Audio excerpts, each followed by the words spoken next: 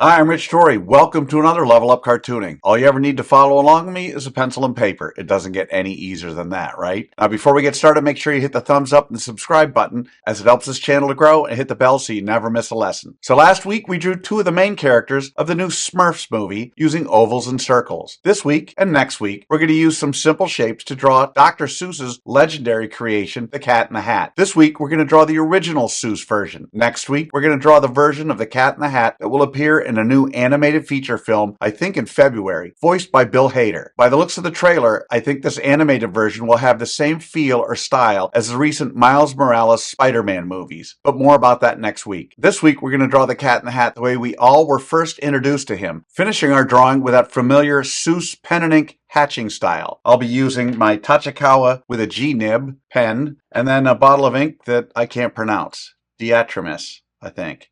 Anyways, let's draw.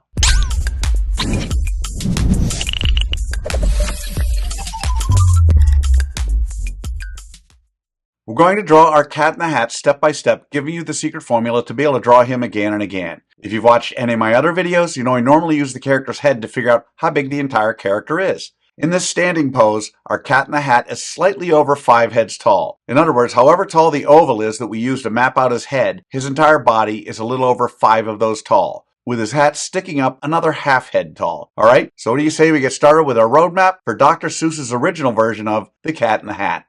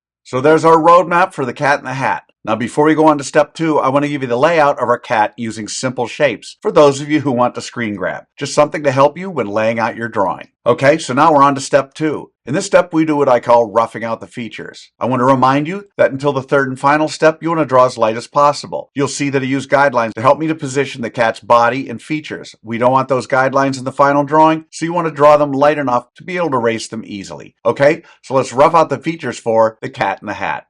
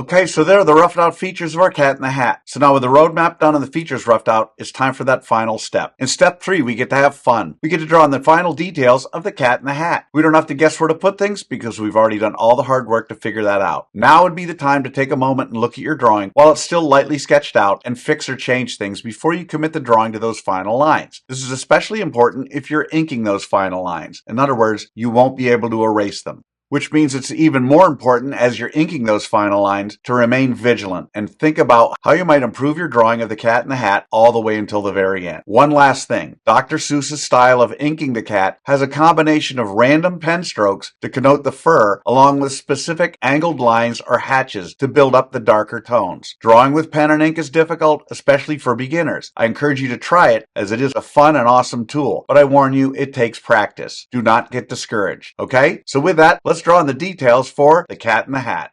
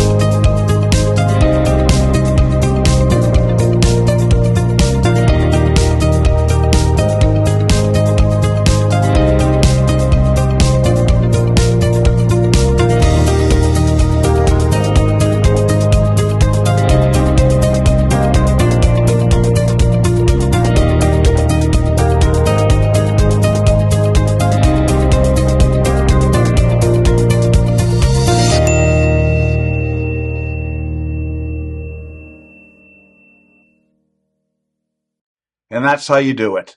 There you have it, the original Dr. Seuss version of The Cat in the Hat. So how do you think you did? Understand, if you've never drawn any version of the Cat in the Hat before, then you cannot expect to have drawn them perfectly. That goes double for those trying pen and ink for the first time. I promise to do another short on this very soon. In the meantime, you'll notice I didn't spend time coloring our Cat in the Hat video because I want my lesson to focus solely on the drawing process. Now you have the secret formula, the process for drawing the original version of the Cat in the Hat. And with that, you can draw him again and again. And by all means, color him when you're done. I promise each time you draw him, it'll be a little better and a little easier. I also promise the more you work with me, the better you're going to get at all of your cartoon characters. So I'd love to see your drawing of Dr. Seuss's original Cat in the Hat. If you can, take a picture and post it on either Facebook or Instagram, and don't forget to include the hashtag #LevelUpCartooning. I hope you had as much fun as I did with this one. Remember to subscribe, and thanks for joining me. Until next time, keep drawing, my friends.